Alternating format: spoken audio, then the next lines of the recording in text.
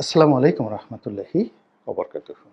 সম্মানিত দর্শক, শেখ হাসিনার যে ট্রাম্প কার্ড, অর্থাৎ মার্কিন প্রেসিডেন্ট ডোনাল্ড ট্রাম্পকে ব্যবহার করে বাংলাদেশের রাজনীতির যে অঙ্গন, এই অঙ্গনের যে পানি, এই পানিকে ঘোলা করে দেয়া এবং সেই ঘোলা পানিতে তিনি তার রাজনীতির যে মাছ, তাদেরকে তিনি স্বীকার করবেন। বিশেষ করে ডক্টর মোহাম্মদ ইউনূস এবং এই মুহূর্তে আওয়ামী লীগকে যারা প্রতিপক্ষ মনে করছে, তাদের সবাইকে তিনি ভারত এবং আমেরিকা, এই দুটো রাষ্ট্রের কোপানলে ফেলবেন। এবং এরকম একটা মাস্টার প্ল্যান নিয়ে তিনি যে ঘোষণাটা দিয়েছিলেন নভেম্বর মাসের 10 তারিখে, এটিতে আপাত দৃষ্টিতে মনে হচ্ছে তিনি সফল হয়েছেন।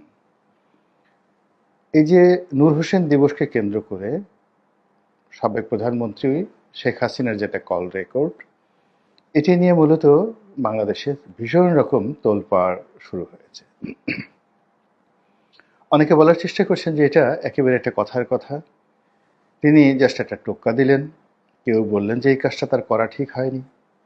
আবার এখন অনেকে বলার চেষ্টা করছেন যে পুরো একেবারে ফ্লপ করেছে এবং তিনি যে চাল চেলেছেন সেটা সফল হয়নি, তার ডাকে একটা লোক সাড়া দেয়নি, কোনো লোক আসেনি, হাতে গোনা কয়েকজন লোক এসেছে। এবং এখানে আমার কাছে যেটা মনে হচ্ছে যে তিনি যে কাজটি করেছেন এটি কেবলই মাত্র তার মস্তিষ্ক প্রসূত নয়।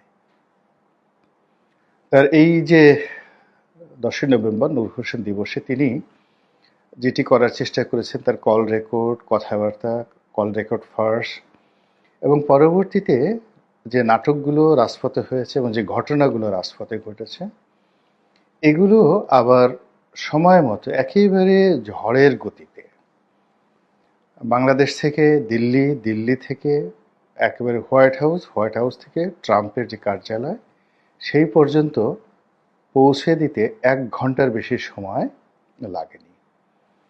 তাহলে বোঝার চেষ্টা করুন যে বাংলাদেশের সময়টিতে যখন এই ট্রাম্পের ছবি সহ লোকজন ধরা পড়ল, যেটি শেখ হাসিনা বলেছিলেন, এবং সেই ছবি সেনাবাহিনীর কর্তা এবং পুলিশের কর্তা সহ সেই ছবিগুলো তোলা হলো, সামাজিক মাধ্যমে ছড়িয়ে পড়ল এবং এর অল্প কিছুক্ষণ পরেই এটাকে নিয়ে ভারতের সবচেয়ে নামকরা পত্রপত্রিকাগুলোতে ভীষণ রকম নেতিবাচক একটা রিপোর্ট আসলো সেনাবাহিনীর সম্পর্কে, ইউনূস সরকার সম্পর্কে, বাংলাদেশ সম্পর্কে। এবং এখানে যে বিষয়গুলো ইন্ডিয়া টুডের মতো পত্রিকা যে বিষয়গুলো সামনে আনলো, সেটি হলো যে এখানে আওয়ামী লীগের কোনো প্রসঙ্গ আসেনি। কিছু নিরপরাধ লোক, কিছু শান্তিপ্রিয় লোক যারা বাংলাদেশের নাগরিক এবং তারা মূলত ডোনাল্ড ট্রাম্পকে খুশি করার জন্য বা তার বিজয়ে আনন্দ প্রকাশ করার জন্য রাস্তায় নেমেছিল এবং তাদেরকে ঠিক সেইভাবে দমন করা হয়েছে, পীড়ন করা হয়েছে, পেটানো হয়েছে এবং গ্রেপ্তার করা হয়েছে। আর এই যে ভারতীয় মিডিয়ার যে কথাগুলো, ঠিক সেম কথাগুলো আমেরিকাতে পৌঁছে গিয়েছে এবং ঠিক সেই ছবিটি, যে ছবিটি সামাজিক মাধ্যমে ঘুরে বেরিয়েছিল এবং যেভাবে ছবি তোলার জন্য শেখ হাসিনা বলেছিলেন, ঠিক সেই ছবিটি আমেরিকার প্রেসিডেন্ট তার যে টুইটার অ্যাকাউন্ট, যেটাকে এখন এক্স বলা হয়, এবং এটা আমেরিকা এবং মধ্যপ্রাচ্য থেকে শুরু করে সারা দুনিয়াতে এলিট যারা আছেন তারা কিন্তু ফেসবুক ব্যবহার করেন না, সবাই টুইটার, ইদানিংকালে যেটা এক্স ব্যবহার করেন। এবং এটার মালিক এখন কিন্তু ইলন মাস্ক, এবং ইলন মাস্ক এবং ডোনাল্ড ট্রাম্প এই নির্বাচনে একে অপরের সঙ্গে বলতে গেলে কাঁধে কাঁধ মিলিয়ে, হাতে হাত মিলিয়ে তিনি যেভাবে কাজ করেছেন, তো সেই কারণে ইলন মাস্ক তার যে এই প্রতিষ্ঠান এক্সকে, অর্থাৎ সাবেক টুইটারকে ডোনাল্ড ট্রাম্পের সেবায় নিয়োজিত করেছেন। সর্বোচ্চ রিস্ক আমেরিকার সমাজে, ইউরোপ এবং আমেরিকাতে এটি এখন হয়ে যাচ্ছে।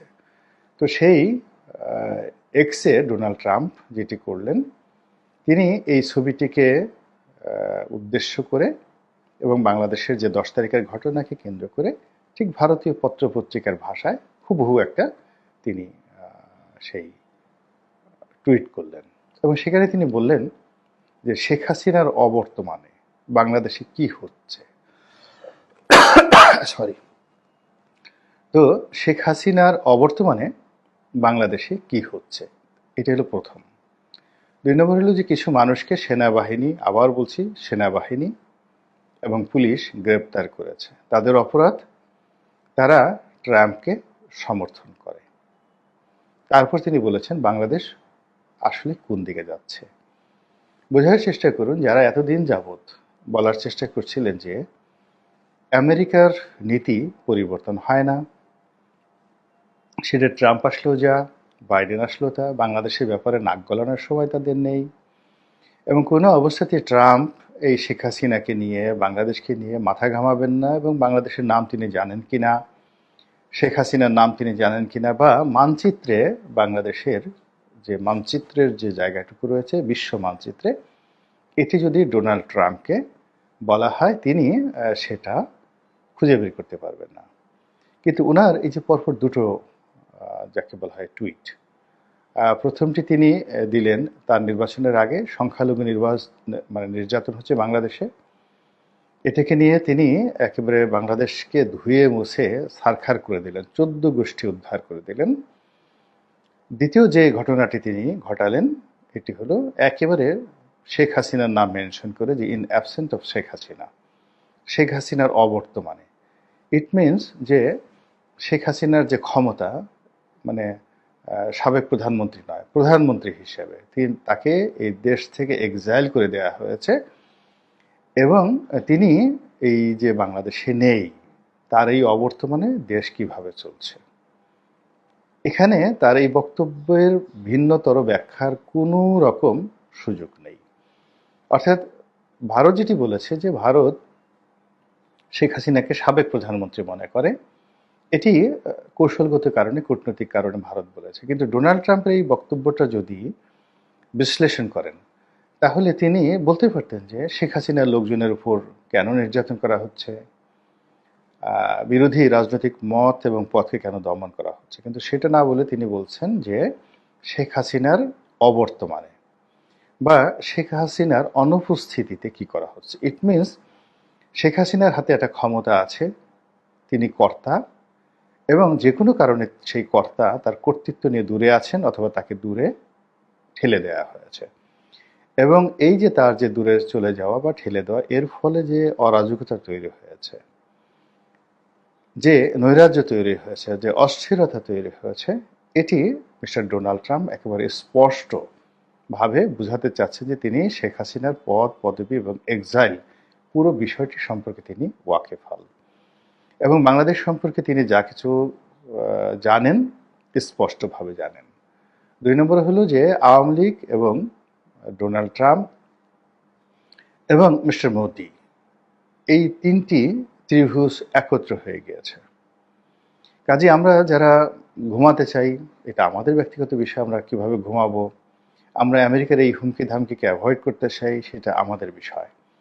কিন্তু নিচে নিচে, তলে তলে বা পর্দার অন্তরালে শেখ হাসিনাকে কেন্দ্র করে আমেরিকা এবং দিল্লি যে বিরাট একটা মাস্টার প্ল্যান প্রণয়ন করেছে এবং সেই মাস্টার প্ল্যান অনুযায়ী তারা এই একটা অ্যাসিড টেস্ট প্রথম দিকে ঘটালো এবং মিস্টার ডোনাল্ড ট্রাম্প এখনো ক্ষমতায় আসেননি, প্রেসিডেন্ট হিসেবে শপথ গ্রহণ করেননি, তার আগেই এই খেলাটা শুরু হলো, যেটি বর্তমান ইউনিট সরকারের জন্য রীতিমতো বিপজ্জনক।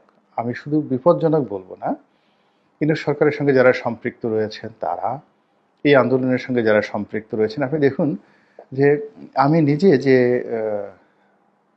রক্ষা পাবো কিংবা সাংবাদিক মাসুদ কামাল তিনি যে রক্ষা পাবেন, এর কারণ হলো আমরা ইদানিং নিরপেক্ষভাবে কথা বলার চেষ্টা করছি, কিন্তু আওয়ামী লীগ সরকার আসলে আমাদেরকে ছাড় দেবে না।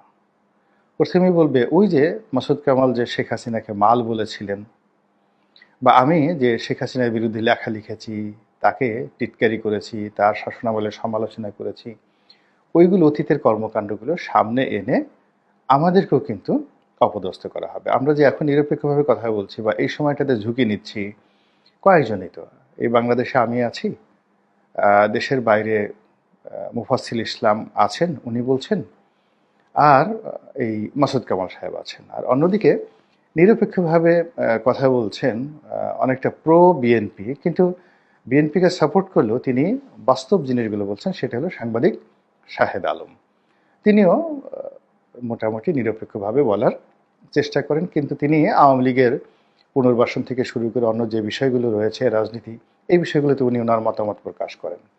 এখন যারাই আমরা এই কথাগুলো বলছি, আওয়ামী লীগ আমাদেরকে যে ছাড় দেবে বা দেবে না, এটার বাস্তব প্রমাণ হলো ধরুন এই যে মোস্তফা সরোয়ার ফারুকী, কিংবা ওই যে আওয়ামী লীগের এমপি আফিল সাহেব, আফিল উদ্দিন, তার ভাই বশির উদ্দিন যে এখন উপদেষ্টা মণ্ডলীতে তারা অন্তর্ভুক্ত হলেন, তাদেরকে কিন্তু কেউ ছাড় দিচ্ছে না।